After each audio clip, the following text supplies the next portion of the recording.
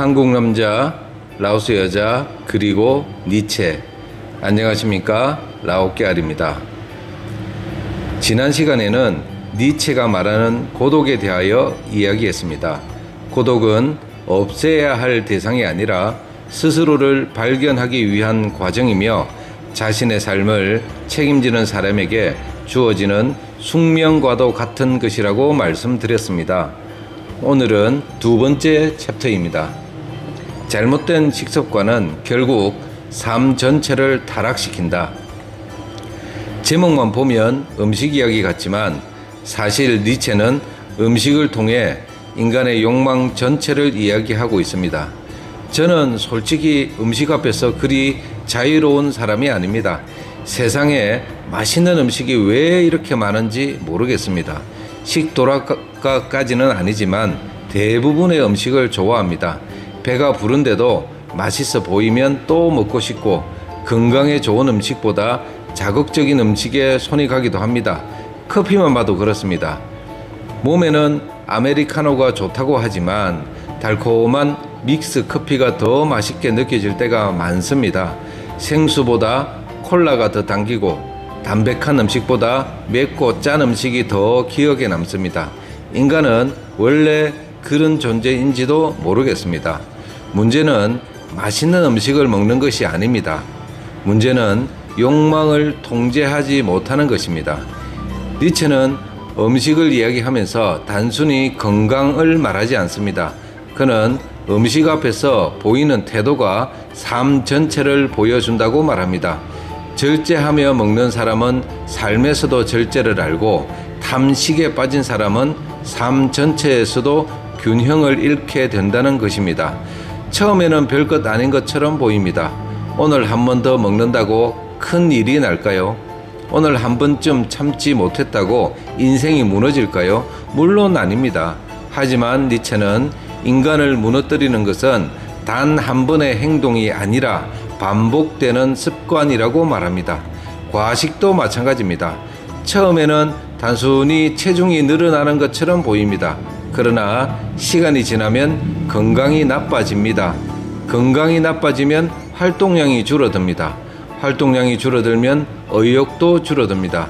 의욕이 줄어들면 집중력도 떨어집니다. 결국 사고하는 힘과 판단력까지 약해집니다. 그렇게 되면 일도 제대로 할 수 없고 인간관계도 흐트러지기 시작합니다. 음식은 단순히 배를 채우는 문제가 아니라 삶의 태도와 연결되어 있다는 것입니다. 사실 니체가 말하자고 했던 것은 음식이 아니라 욕망입니다. 먹고 싶은 욕망, 갖고 싶은 욕망, 인정받고 싶은 욕망, 사랑받고 싶은 욕망, 그 욕망을 스스로 통제할 수 있는가를 묻는 것입니다. 저는 이 부분을 읽으면서 자연스럽게 라오스를 떠올렸습니다.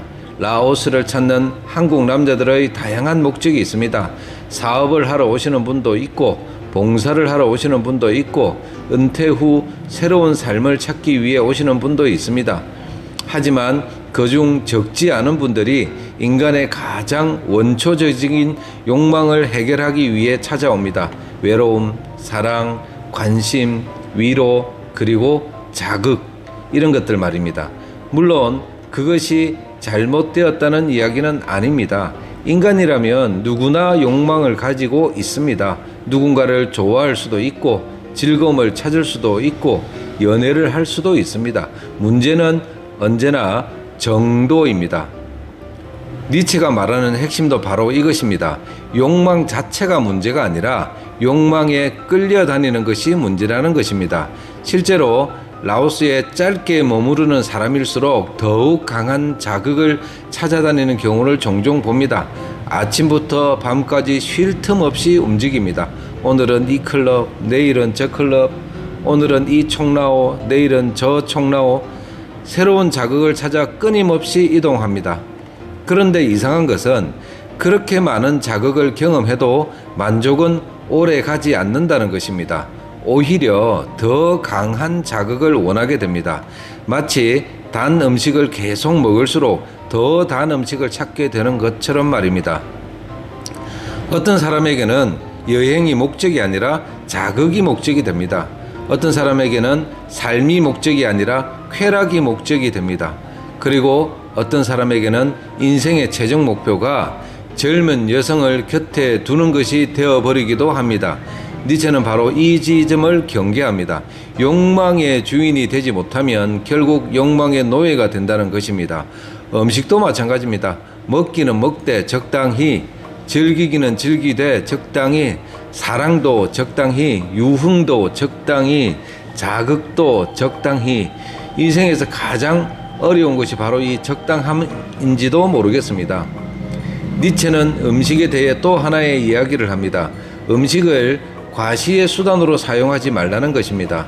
그 당시 유럽의 부자들은 거대한 연회를 열어 자신의 부를 과시했습니다. 금은 보화를 늘어놓을 수는 없으니 값비싼 음식으로 자신의 지위를 자랑했던 것입니다. 니체는 이것을 허영이라고 보았습니다. 생각해보면 지금도 크게 다르지 않습니다. 단지 시대가 변했을 뿐입니다. 오늘날 사람들은 음식 대신 다른 것으로 자신을 과시합니다. 자동차, 명품, 집, 연인, 심지어 배우자까지도 과시의 수단이 되기도 합니다. 라오스에서도 비슷한 모습을 종종 보게 됩니다. 한국 남자친구가 생긴 순간 태도가 달라지는 라오스 여자도 있습니다. 경제적인 지원을 받는다는 사실 자체가 사회적 지위처럼 사용되기도 합니다. 반대로 더 큰 지원을 해줄 사람이 나타나면 관계가 순식간에 바뀌는 경우도 있습니다. 물론 모든 사람이 그렇다는 것은 아닙니다. 하지만 분명 존재하는 현실입니다. 한국 남자들도 예외는 아닙니다. 어떤 사람들은 경제력을 내세웁니다. 휴대폰을 사준다, 오토바이 사준다, 자동차 사준다, 집을 지어준다, 땅을 사준다. 이런 이야기들이 마치 사랑의 증명인 것처럼 사용됩니다. 하지만 그것은 사랑이 아니라 거래에 가까울 수도 있습니다. 더 냉정하게 이야기해 보겠습니다. 30살 이상 나이 차이가 나는 만남, 그것이 반드시 불가능하다는 이야기는 아닙니다. 세상에는 다양한 인연이 존재합니다. 진심으로 사랑하는 경우도 있습니다. 실제로 행복하게 살아가는 사람들도 있습니다. 하지만 한 번쯤 질문해 볼 필요가 있습니다. 그 만남의 중심에 정말 사람이 있는가? 아니면 욕망이 있는 것인가? 상대를 사랑하는 것인가? 아니면 상대를 통해 얻을 수 있는 무언가를 사랑하는 것인가? 니체라면 아마 이렇게 물었을 것입니다. 당신은 그 사람을 사랑하는가? 아니면 그 사람이 당신에게 주는 만족을 사랑하는가? 젊은 여성을 곁에 두고 싶어하는 허영, 경제적 안정을 얻고 싶어하는 허영, 그 둘이 만나면 잠시 화려해 보일 수 있습니다. 그러나 허영은 언제나 더 큰 허영을 원합니다. 그래서 끝이 없습니다. 그리고 그 끝에는 종종 공허함만 남습니다. 잘못된 식습관이 몸을 망가뜨리듯 절제 없는 욕망은 인생을 망가뜨릴 수도 있습니다. 처음에는 즐거움으로 시작하지만 나중에는 습관이 되고 결국에는 집착이 됩니다. 그리고 집착은 판단력을 흐리게 만듭니다. 그래서 니체는 우리에게 절제를 이야기합니다. 욕망을 부정하라는 것이 아닙니다. 즐거움을 버리라는 것도 아닙니다. 다만 욕망의 주인이 되라는 것입니다. 먹고 싶을 때 먹되 끌려가지 말고, 사랑하되 집착하지 말고, 즐기되 무너지지 말라는 것입니다. 공자의 말에 과유불급이라는 말이 있습니다. 지나침은 부족함만 못하다는 뜻입니다. 유흥도 마찬가지입니다. 사랑도 마찬가지입니다. 돈도 마찬가지입니다. 라오스도 마찬가지입니다. 적당히 즐길 때는 행복이 되지만 절제를 잃는 순간 그것은 욕망이 됩니다. 한국 남자와 라오스 여자의 만남, 그것이 사랑일 수도 있습니다. 우정일 수도 있고 인연일 수도 있습니다. 하지만 탐욕이나 허영이 되어서는 안 됩니다. 그 경계를 구분하는 기준은 의외로 단순합니다. 절제가 있는가? 그리고 서로를 사람으로 보고 있는가? 그것만으로도 많은 것이 달라질 것입니다. 음식도 여자도 탐욕으로 시작되면 그 끝은 불보듯 뻔할 것입니다. 다음 시간에는 니체의 세 번째 이야기를 함께 살펴보겠습니다. 감사합니다. 라오 깨알이었습니다.